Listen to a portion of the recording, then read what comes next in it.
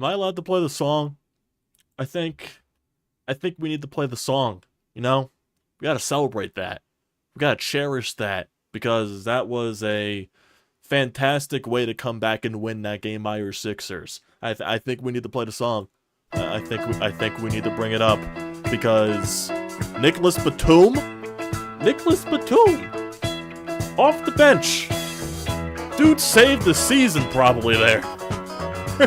He probably just single-handedly just prevented you from playing the Boston Celtics. So we gotta give round of applause there. Round of applause there for Batum. Dude single-handedly brought you back into the game. The Sixers bench was the difference in tonight's game. Fourth quarter then allows Joel Embiid to step up, and he does his thing. Hits some huge shots late, forces some and ones, hits some free throws, gets some huge blocks on the other side by Batum, and that results in a Sixers win. Holy hell. Holy hell. Holy hell. Holy hell. What a win by your Sixers. I'll give them credit. Credit where credit is due. They beat the Heat 105-104, and they move on to play the New York Knicks this weekend in round number 1 of the NBA playoffs. Gonna tell you, they had a lot of us in the first half. Not gonna lie. Not gonna lie. Because that was a dreadful, horrible, pathetic first half. Terrible. Could not generate anything offensively. You looked afraid. You looked like you weren't prepared. How long did you have to prepare for this game? You know you're going up against Eric Spoelstra. You know you're going up against the Miami Heat in playoff-style basketball. You know the zone's going to be a factor. You know the zone's going to come in at any point. And you could not do jack shit against the zone for half of this game. It's ridiculous on how scared you look, on how just completely inactive you guys were at moving the ball, the turnovers, holy shit. That was one of the things the Sixers cleaned up this year. Tyrese Maxey was barely a turnover machine this year. He was fantastic in that role, moving in as the primary ball handler. He barely turned over the ball this year.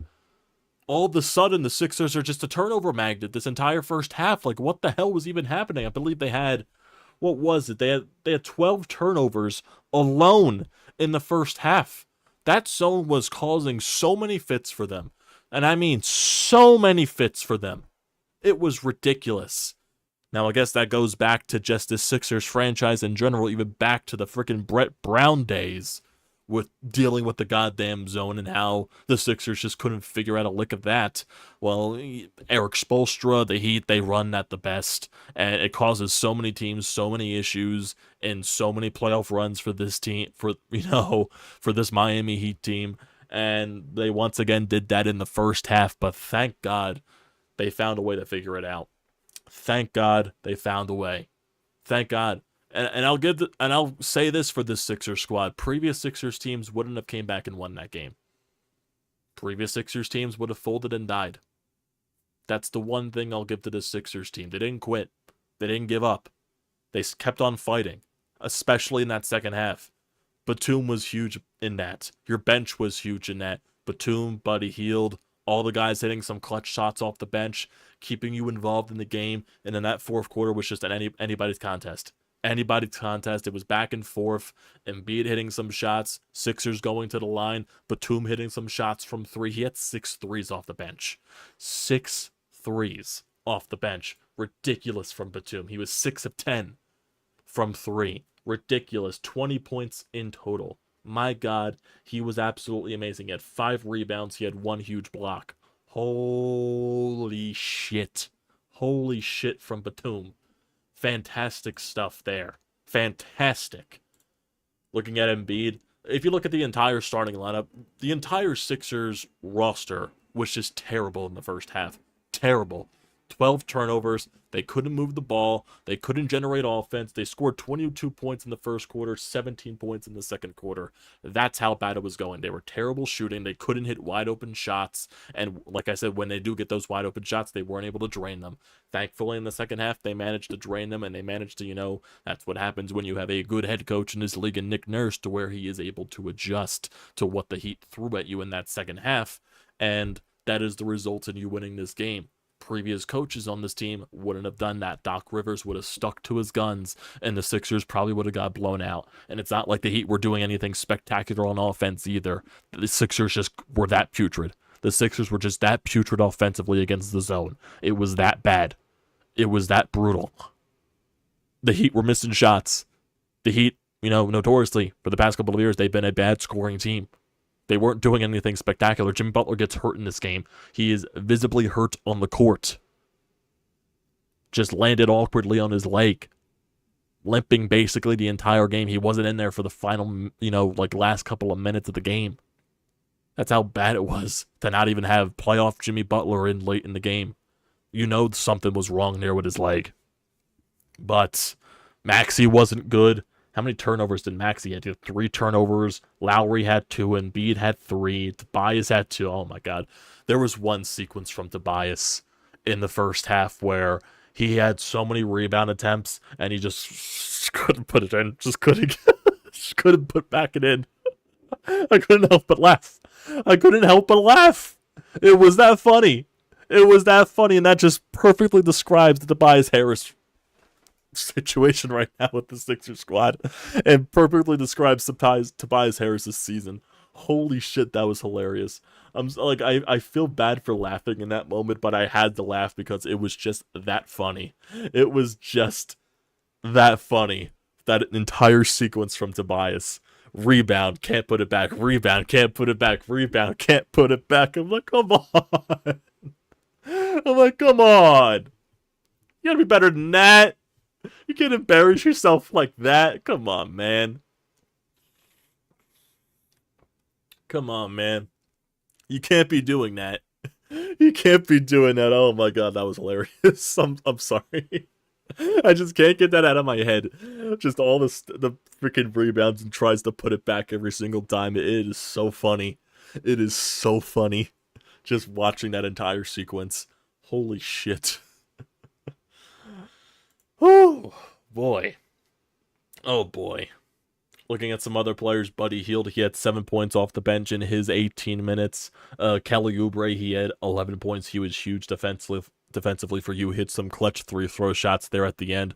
Also with Embiid with a fantastic pass down low late in the game to Oubre, getting by the screen and everything, just down low, puts the ball in, gets the and one. That was huge. And Embiid with one of, he had a sequence where for some reason the Heat were leaving him wide open from beyond the arc on top of the key, and he just drains it. Money, it's easy for them right there. And then, Embiid just doing his thing, getting the rebound, somehow putting the shot up basically from the 3-throw line, and it goes in, and he gets an and one out of it. Like, what the fuck does this? Joel Embiid is not human. And yes, Joel Embiid did not look good for half of this game. Like a lot of the Sixers team, they couldn't do anything with the zone.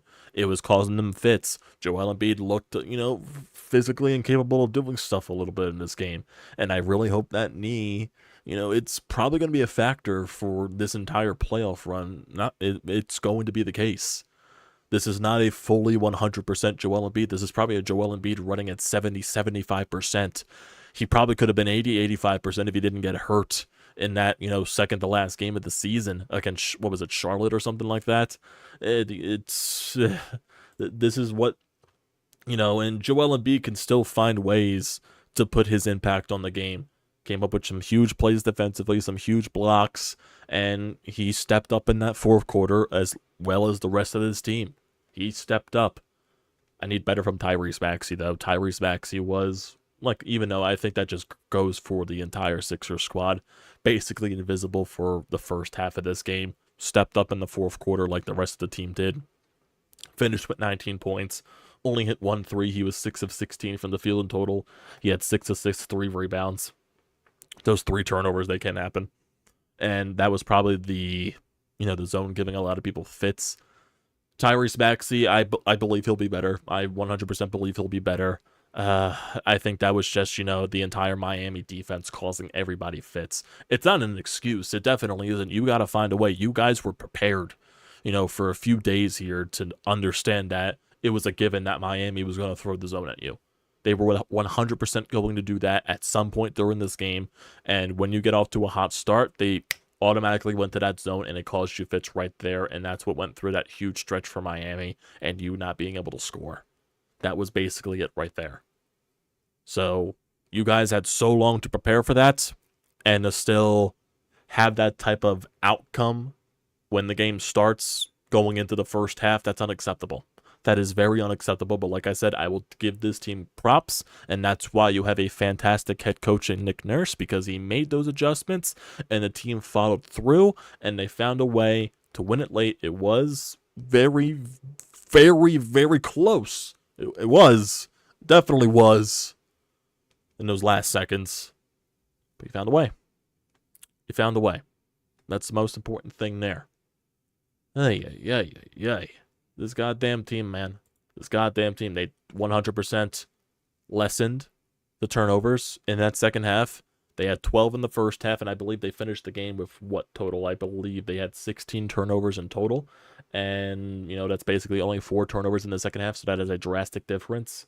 Miami scored a lot of their points off the turnovers, which they are going to do when they throw that zone defense out on you. But you were huge with your 3 throws, especially in that fourth quarter. I believe you were 12 of 12 on your 3 throws in the fourth quarter when they brought up on the broadcast. So, being clutch, hitting those clutch shots late is what's really important there.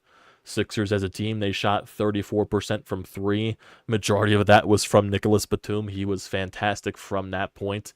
Dude just let it fly, and it went in. Batum, there was one sequence, I believe it was Maxey driving the paint. He lifts one up, doesn't go in, falls out of the rim, and then Batum comes out of nowhere and just taps it in. I'm like, where did this dude come from? Who freaking checked in, penciled in that Nick Batum was going to have the game of his fucking life in the goddamn play-in tournament to allow the Sixers to survive and move on to the Knicks, to help them avoid the Boston Celtics. That's basically it. Yeah, I understand it doesn't guarantee the Sixers lost this game. It doesn't guarantee that they would have beaten either the Hawks or the Bulls, but still. Point in case there. You won this game, you moved on, you're playing the Knicks. You're avoiding the Boston Celtics for a little bit of time here. Like I said, it's still not guaranteed you beat the Knicks. The Knicks are a solid squad in their own right. They're a beatable bunch. They definitely are. I think it should be a very fun series between the Sixers and the New York Knicks. Like I said, though, it's that Joel Embiid health is going to be very much in question here. It 100% is going to be that case. Because there was a long stretch of this game where he just did not look right. And he did step up in that fourth quarter, which is the most important thing at the end of the day. So we got to point that out there.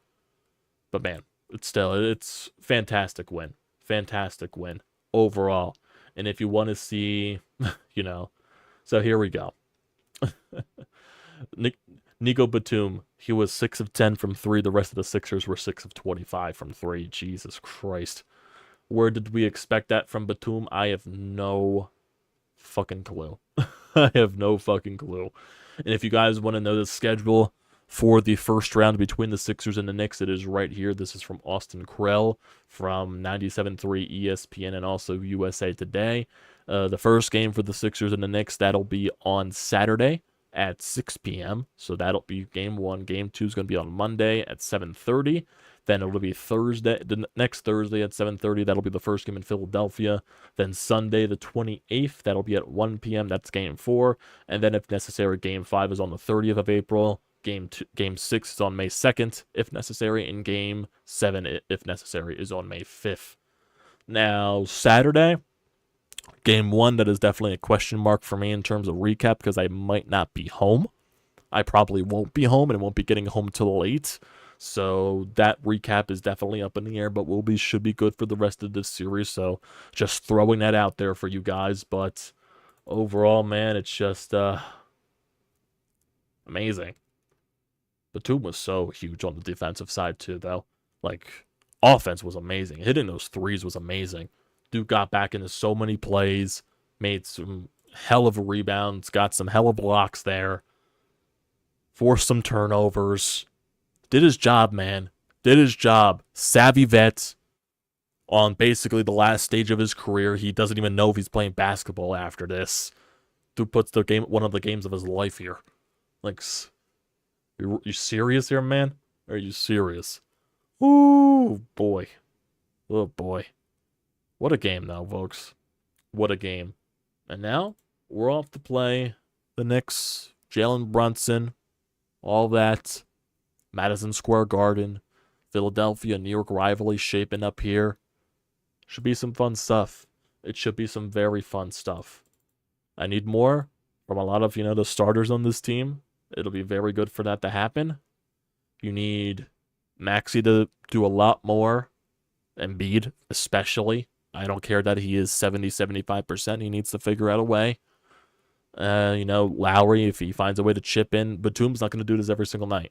He is not going to do this every single night. That is not guaranteed. That is not guaranteed at all. You guys got to figure out a way. If your bench chips in here and there, but I need my main guys. Even though Embiid, the broadcast, and Embiid always says that this stuff, if me and Maxey aren't playing our best game, it's up to those guys on the bench to contribute, and the guys on the bench contributed today. That's, that was very important. But, star talent wins in this league, and yes, depth does help. And this is probably one of the deeper Sixers rosters that we've seen in some time. It just sucks that we've, had to wait so long to see this full thing flesh out just because of the Joel Embiid injury and, the series of Tyrese Maxey injury as well, to where it was just basically unwatchable, irrelevant basketball for a stretch of time there.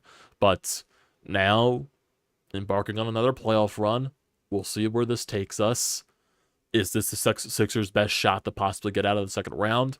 Probably, because I guess with the way this lines up now is you probably won't see the Boston Celtics until round 3. I think that's how it works with the way the NBA format is.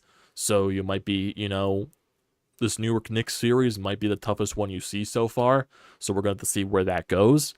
And we'll take it game by game. We'll take it day by day. But right now, the most important thing is you did advance. You did advance. That is the most important thing right there. I was going to question a lot of things about this team if they lost this game. Especially if they played the same way that they played in that first half. This entire city was going to probably burn down. Burn down. If that happened. If they just continued to be the same old Sixers, just quit, just died, and let the Heat run away with this, can't do anything offensively against their zone, there were going to be a lot of question marks. Doesn't matter what happened if you were going to play the next playing game. It doesn't matter if you won that playing game. If you won that playing game, okay, you were going to play the Boston Celtics, and no one was going to count you to win anything there. You found a way to win. You found a way to come back. And like I said, that's something that previous Sixers teams wouldn't have done, in my honest opinion, from what I've seen. That's the most important thing there. How does this gear going into a round against the New York Knicks? We'll have to wait and see. But, yeah, man. Just a good win. Definitely felt a lot better finishing that off than, the first half. Definitely the vibes are 20 billion times better than after what that disgusting first half was, because that first half was bad. It was very bad. It was bad. Can't happen like that again. Oh, boy. What a day. Phillies almost blew a 6-run lead. They found a way to squeak that one out, and the Sixers find a way to squeak this one out after a very terrible first half. The life of a Philadelphia sports fan, it's never fucking easy. It's always stress. So, I'll get to see some of you guys here in the live feed before we end this off. Renee, how you doing? I know you're bringing up flyers here, but always good to see you here. Daniel Sports Highlights, how you doing, man? Welcome to the stream. I definitely recommend people that are new here always interact here in the live chat, and always, hit that subscribe button, drop a like, leave a comment. Does me a great deal of service. I appreciate every single one of you guys here. T-Man, how you doing? Ass clincher through and through, exactly. Once we move the ball more, opposing defenses will get tired. Gotta work on that zone. Exactly. This is a thing that this franchise has struggled with freaking eons at this point. Like I said, even going back to Brett Brown days. So, I don't know. I don't know. I don't know. But, yeah. That's going to do it for tonight, everybody. I appreciate you all joining in and cherishing in this Sixers victory. Now we got a few days off here before they play their first game. Like I said, I don't think I'll be able to recap game 1. It just depends on when I get home from Saturday, because I won't be home. I will be getting home late. So we're just going to have to wait and see, play that by ear, and not we'll hold that recap off for like Sunday or something like that. So definitely just wait and see. It's a day-by-day process there. So, like, don't forget to leave a comment in the comment section down below. Don't forget to drop a like. Don't forget to hit that subscribe button. It does me a great deal of service. Also, use the code TTPSPORTS, $20 off your first purchase at SeatGeek. Great deal. Do not pass it up, guys. If you can find a way to get yourself down to the Wells Fargo Center for a Sixers playoff game, definitely do it. I've been there a couple of times when the Sixers were in the playoffs. It's a great atmosphere. Definitely a great atmosphere. So, yeah, utilize that code. And, yeah, go Sixers. Let's see what this playoff run can bring us, if it's going to be a miracle or if it's going to be the same old, same old. So, thanks, guys, for tuning in to tonight. I'll see you next time.